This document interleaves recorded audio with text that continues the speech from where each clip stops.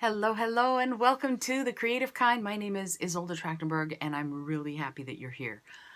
Today, I want to keep talking about some stuff that's super important. I've been talking about those quadrants. If you've been paying attention to the show for the last month or so, you've heard me talk a lot about being a creative and what it means to get your stuff out there in a way that is substantive and that works. We've been talking about what you love, what you're good at, what the world needs, and what they'll pay you for. I want to talk about something that's going to tie it all together for you. I want to talk about features versus benefits. And let's talk about that. What's a feature? What's a benefit? What's the difference, right? So a feature, let's use a washing machine. A washing machine's features might be it's quiet, it washes in hot, in cold, it can do permanent press fabrics, it can do delicate fabrics, it can do all sorts of things. Those are the features, right? These are the things it can do. Now, the benefits of a washing machine, it'll get your clothes super clean, and it will save you a ton of time because you don't have to wash your clothes by hand. So all the features are fabulous, but they're not nearly as important as the benefits. So I want you to start thinking about that in your mind, in your life, what you offer. Most of us think that when we go into an interview, into a meeting, when we're pitching our business, whatever it is, or our creativity, that we need to be focusing on what we bring to the table from a features perspective. I am a painter. I am a singer. I teach people how to communicate. Whatever those I's are, is that important if the client doesn't need a painter or a singer or someone who teaches people to communicate? If they don't need it, then you've done all this, do stuff, and it's not necessarily anything that's helpful. So what do you do there? What do you do to get people to see what you're offering is something they need, right? Well, you do it by focusing on the benefits you'll bring to them rather than the features that you have. So if I teach people how to communicate and I want to pitch my workshop to a business, I wouldn't say I teach people how to communicate, right? I wouldn't say that because yes, that's part of it. But what I want is for the person who runs the business, who owns the business, to understand what benefit they and their employees would get from taking the workshop. So a benefit that they'll receive is that they will increase their sales because their employees will be better communicators.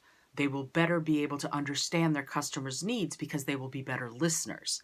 They will better be able to understand and address whatever issues come up in customer service.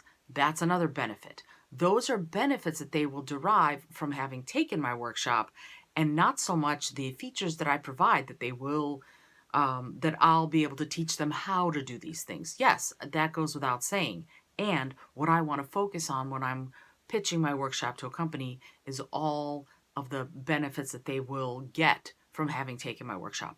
If I'm talking about pitching my workshop to an individual or my coaching to an individual, I'd be doing the same thing. I wouldn't go, well, I work in voice and I teach people how to speak. Okay, but that doesn't mean anything unless I can say to the person, I will teach you so that you can then get the job of your dreams. For example, I teach people how to do voiceovers. So I don't just go, I teach you how to do voiceovers. I say, I will get you in prime, ready competition aspect to get audiobook narration gigs, right? So that's the kind of thing that I would say. I wouldn't say, and I would probably say it better than that. As remember, this is raw and unscripted and unedited, so you're getting it straight from me to you.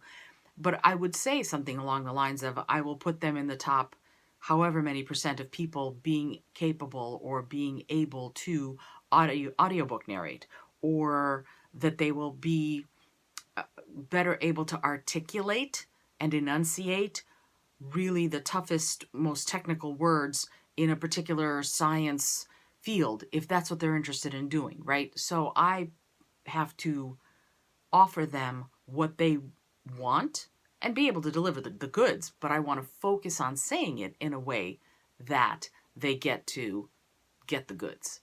I hope that makes sense, because in tomorrow's episode, I'm going to talk a lot more about that quadrant set and features and benefits, because those tie in beautifully together and give you an incredible amount of value and an incredible amount of power inside to dictate your own destiny. Because once you know this secret, you're going to start focusing on things differently. You're going to reorient, reframe, and reformat what you say to everyone you do business with, particularly if you're a creative. As an artist, often you want to just create your art. We no longer live in a time where people are sponsored, right? There are very few people who get sponsored by someone. Instead, we end up having to be our own business people. We have to pitch ourselves. We have to get ourselves out there. We have to market ourselves, and we have to pay to put food on the table, right? So, because we no longer live in an area or a time where people are sponsored. And by the way, not everybody was sponsored, only a few people were. So if what you want is to be able to do your art, you also have to be a business person. And this is part of what you're doing to make that happen.